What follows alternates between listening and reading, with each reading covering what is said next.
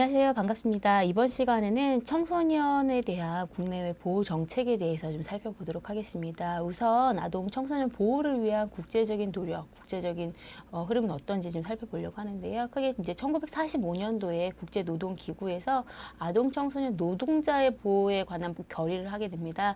아무래도 세계적으로 이 시기에 이제 세계가 굉장히 이제 시끄러운 시기잖아요. 그러면서 인력이 굉장히 많이 필요하게 됩니다. 인력이 필요한데 노동할 수 있는 인력이 필요한데 그때 이제 아동 청소년들이 많이 동원되는 그러한 이제 현상들이 나타나면서 아동 청소년 노동자에 대한 보호를 국제적으로 이제 하게 되는 것이죠.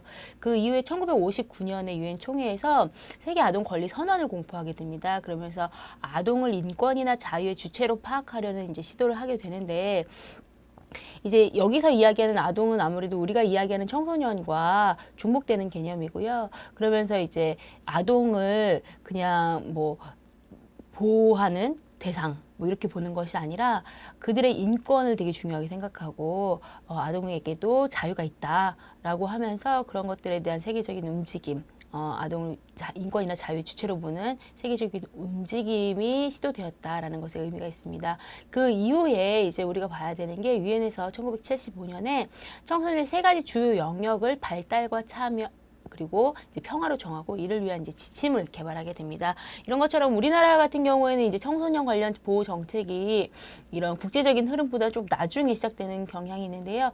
그 우리나라에서 시작되기 이전에 이미 아동 청소년 보호를 위해서 세계적으로 함께 결의를 하고 움직임이 있었다라는 것에 대해서 우리가 알 수 있습니다.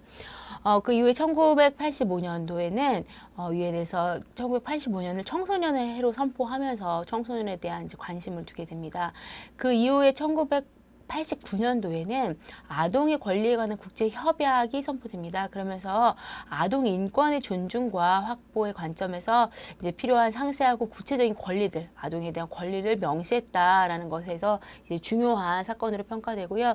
아동의 권리에 관한 국제 협약은 말 그대로 국제적인 약속인 거죠. 그래서 이것을 잘 지켜줘야 되는 거예요. 여기에 이제 동참하는 국가에서는 이러한 권리 협약에 대해서 굉장히 이제 중요하게 생각하고 그것을 잘 지켜줘야 된다라는 약간의 국제적인 강제성이 있다라고 볼 수 있습니다.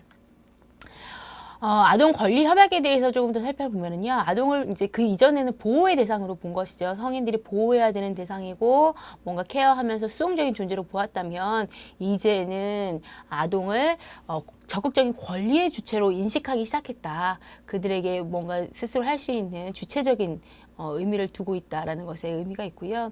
또 아동의 생존, 보호, 발달, 참여 이렇게 네 가지 주요 권리의 원칙을 중심으로 하고 있다라는 것이 이제 핵심 메시지가 되겠습니다.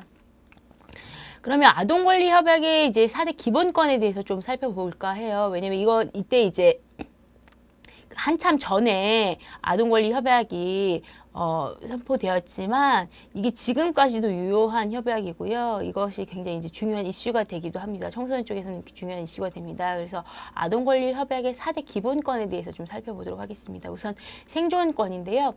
생존권은 아동이 생명을 유지하고 최상의 건강과 요양, 급여를 받을 권리를 명시하고 있습니다. 그러면서 생명 유지에는 뭐가 필요하죠? 의식주에 대한 기본적인 것들이 있는데 일단 그 중에서도 먹는 것이 굉장히 중요하잖아요. 그러면서 영양가 있는 음식을 제공받고 가족과 사회로부터 보호받을 권리가 이제 생존권이다라고 해서 이제 그 안에 내용이 영양가 있는 음식 제공과 가족과 사회로부터의 보호의 권리에 대해 명시되고 있습니다. 또 의료 혜택을 받을 권리, 살아가는 데 필요한 것을 익히고 교육받을 권리도 생존권에 포함이 됩니다.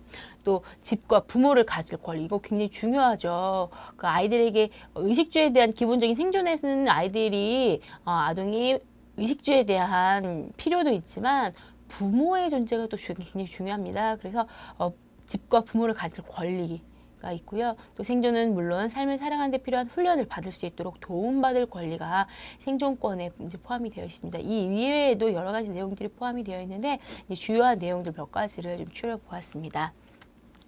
자, 두 번째는 이제 보호권입니다. 보호권은 모든 형태의 착취와 학대, 방임, 차별, 가족과의 인위적인 분리, 또 폭력, 고문,